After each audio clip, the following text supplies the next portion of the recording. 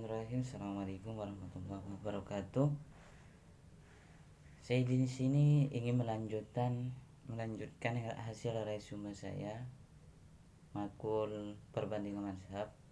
Sekarang resume perbandingan mazhab pertemuan 9 sampai dengan 15. Di sini ada beberapa yang saya ingin jelaskan dari pertemuan 9 sampai pertemuan 15. Pertemuan 9. Islam adalah agama yang membawa rahmat ilahi berupa persatuan dan kebersamaan, iktilaf dan ta'awun berdasarkan pada standar dan parameter kebenaran, realitas ketuhanan yang merupakan ujian pilihan bagi seluruh manusia. Islam bukan sekedar alternatif tetapi merupakan kewajiban mutlak taklif bagi setiap jin dan manusia. Karena Islam adalah kumpulan kebenaran imani ideologi konseptual. Satuan kebenaran jin dan manusia. Karena Islam adalah kumpulan kebenaran,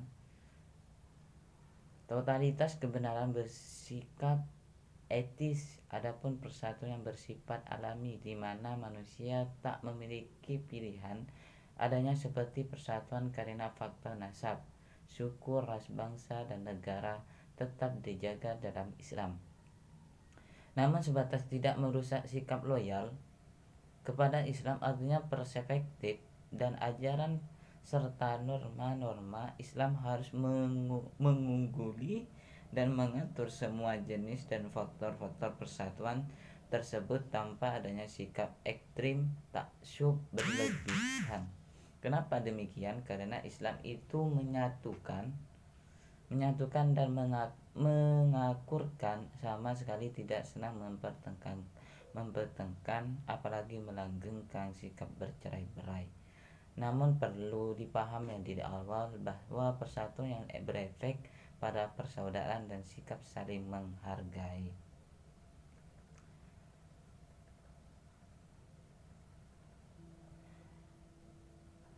Pertemuan ke-10, rukun wudhu. Para ulama berbeda pendapat ketika menyebutkan rukun wudhu. Ada yang menyebutkan 4 saja sebagai yang tercantum dalam ayat Al-Quran, namun ada juga yang menambahnya dengan berdasarkan dalil dari sunnah. 4 rukun menurut Al-Hanafiyah mengatakan bahwa rukun wudhu itu hanya ada 4 sebagai yang disebutkan dalam nas Quran.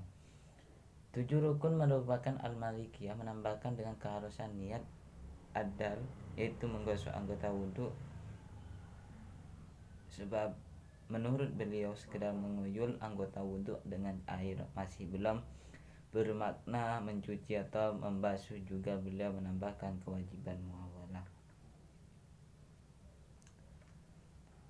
Yang pertemuan yang ke-11, rukun sholat adalah setiap perkataan atau perbuatan yang akan membentuk hakikat sholat. Jika salah satu rukun ini tidak ada, maka sholat tidak sah, tidak terangkap secara asyri, dan juga tidak bisa diganti dengan sujud sahwi. Rukun sholat menurut mazhab Hanafi. Menurut mazhab Hanafi, rukun sholat ada 6, yaitu takbiratul ihram, berdiri, membaca Al-Fatihah, rukun sunnah membaca tasbih, sujud, duduk, tasahud akhir. Rukun sholat menurut mazhab Maliki. Menurut mazhab Maliki, rukun sholat ada 13, yakni niat, takbiratul ihram, berdiri, membaca Al-Fatihah, rukun sunnah membaca tasbih, iktidal, bangun dari ruku, sujud, duduk antara dua sujud, duduk tasahud akhir, membaca tasahud akhir, membaca sholawat Nabi, salam, tertib. Rukun salat menurut mazhab Syafi'i. Menurut mazhab Syafi'i, rukun salat yaitu yang pertama adalah niat, takbiratul ihram, berdiri, membaca Al-Fatihah, rukun sunnah membaca tasbih, iktidal, bangun dari rukun, sujud, duduk antara sujud, duduk tasahud akhir, membaca tasahud akhir, membaca sholawat Nabi, salam, tertib. Yang keempat yaitu menurut rukun sholat menurut mazhab Hambali. Menurut mazhab Hambali rukun sholat ada 13, yakni takbiratul ihram, berdiri membaca al-fatihah, rukun wajib membaca tasbih, iktidal atau bangun dari rukun, sujud, duduk antara dua sujud, duduk tasyahud akhir, membaca tasyahud akhir, membaca sholawat nabi, salam, tertib, tumak nina. Pertemuan yang ke-15, ada perbedaan pendapat yang terjadi antara jumhur ulama 3 mazhab fikih Maliki, Syafi'i, Hambali dengan mazhab Hanafiyah soal bagaimana teknis zakat fitrah itu dikerjakan. Mazhab Hanafiyah merupakan satu-satunya mazhab yang membolehkan membayar zakat fitrah dengan uang.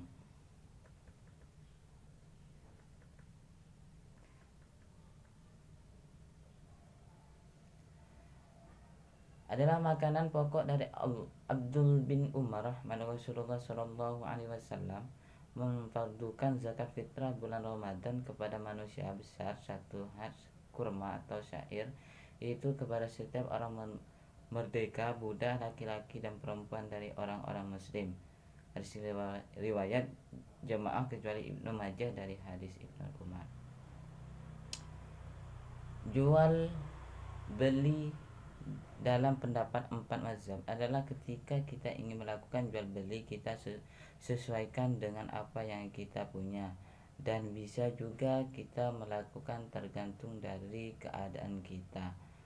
Dan aku terus mengulangi sedemikian selama hidupku.